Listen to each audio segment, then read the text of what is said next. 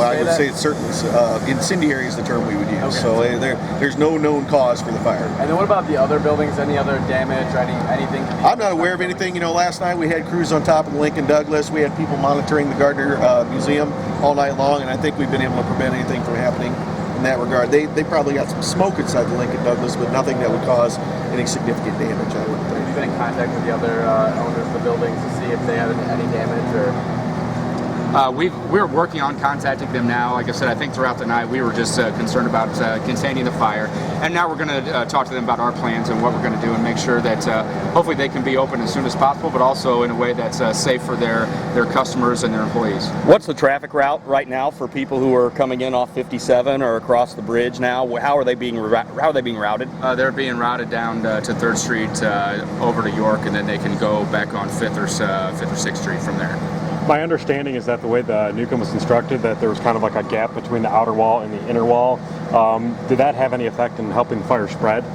I wouldn't say that did necessarily. What helped the fire spread was the sheer nature of the various stages of construction the building was in. I mean, there was a lot of open shafts and windows that were open from one part of the building to the other. That's what contributed to the fire, because the fire was in the interior of the building, and that's what would have caused it to spread. Where did it start again, Joe? Well, that's purely speculation at this point. We've heard reports that there was fire visible on the 2nd floor. I really think what they mean is the 3rd floor, but that's what it looked like we found when we got here. Actually, when I arrived here last night, there was orange glow in a 2nd-story window, and there appeared to be no fire in the back area where it got really bad.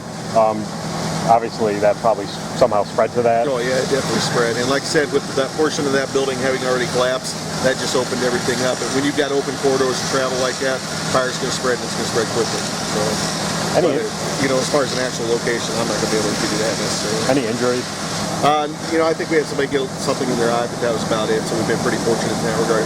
I do want to say real quick, from a safety perspective, our central services crews are working on getting fencing down here. Obviously, this is going to be something people want to come down and take a look at. We need them to respect the barriers that are up. They may only be taped right now, but they're there for their safety. So we need people to stay behind those barriers and respect those the entire time they're out. The people were pretty good, actually. There weren't any real issues here. Most people congregated in the park. And specific areas you want us to stay away from what you're saying now? Stay behind the yellow tape, and that'll be replaced by fencing soon. They need to stay behind the fencing.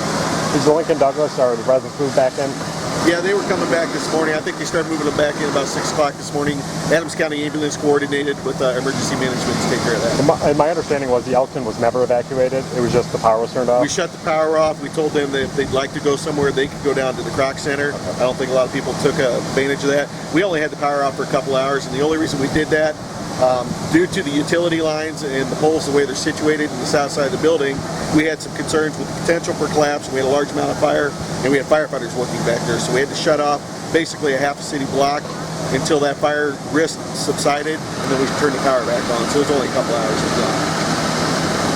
So with any other building, any other access, the businesses who are in this area can open up if they want to? People are still going to be able to access the patio and fences, no problem. They're going to be able to access investment planners and all that. So essentially, we're going to fence up to the corners of those buildings, just keep people out of the immediate vicinity of the Newcomb, and they'll be able to get everywhere else. I know it's still early in the process, but have any timetable to get this building down?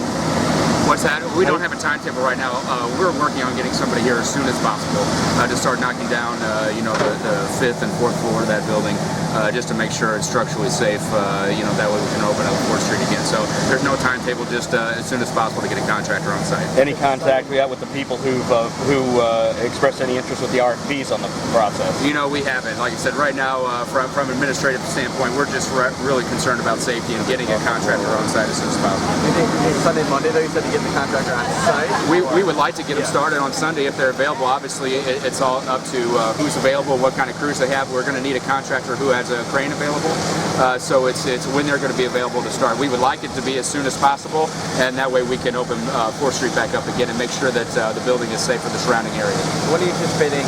4th Street closed for the next couple of days? Or I would probably say at least until Monday morning, if not later. It just depends on how quickly crews can get here to start demolition. It could be a couple more days extended that if the crews get here, say, if they can't start till, say, Monday or Tuesday.